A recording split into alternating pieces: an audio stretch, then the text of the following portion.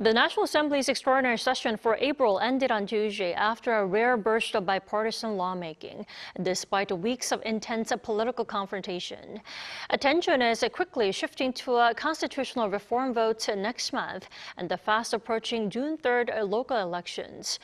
For more on what got done in April and what could dominate politics in May, we are joined by our political correspondent, Moon Hye-ryeon. Good evening, Hye-ryeon. Good evening, Dami. So, Hye-ryeon, despite the political gridlock, the lawmakers did manage to come to some tangible results. What stands out the most?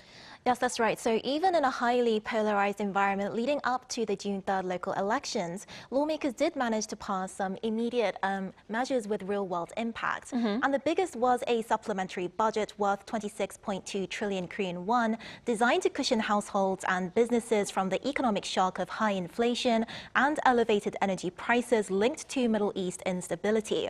Now, the package includes direct relief payments for lower-income households, with the first round of applications and payouts already underway. The package also includes support for fuel costs, public transportation discounts through the K-Pass program, and supply chain stabilization measures for key industrial materials like naphtha. I see. Now, Hye-ryeon, now that the April session is over, we are nearing May. What's next for the upcoming May extraordinary session? So attention is rapidly shifting to a major constitutional reform vote in early May, potentially one of the most significant in nearly 4 decades. And that's because the proposed amendment would be the first revision to South Korea's constitution since 1987. It includes symbolic and substantive changes, so formally recognizing the democratic legacy of the May 18th Gwangju democratization movement, strengthening assembly control over martial law declarations, and adding the state's responsibility for balanced regional development. Speaker Won-sik says the package reflects a broad public consensus and has urged main opposition People Power Party lawmakers to be allowed a free vote, rather than being bound by party opposition. This reform would open the door to revising an outdated constitution and moving the country forward. If it fails now, the next chance may not come for some time. Please make every effort to ensure it reaches a plenary vote. Now, this matters because passage requires a 2/3 majority of the 295-seat assembly, meaning at least 197 votes. Reform supporters currently have 187 signatories, so they would need defections or cross-party support from the Conservatives.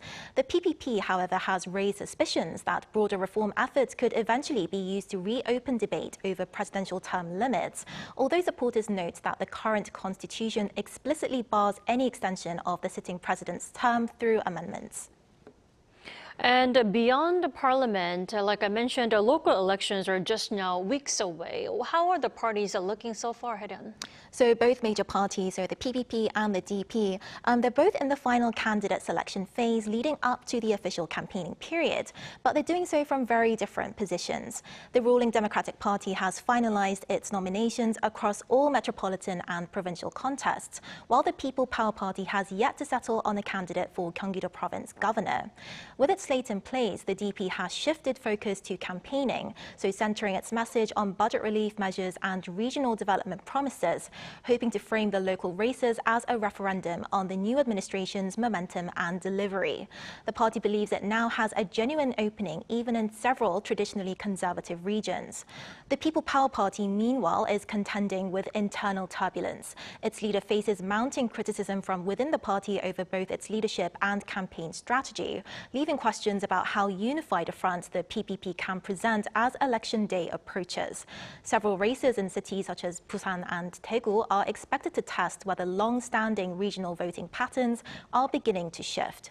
So while April was about passing legislation, May and early June now look set to be about political survival, constitutional reform, and control of local power.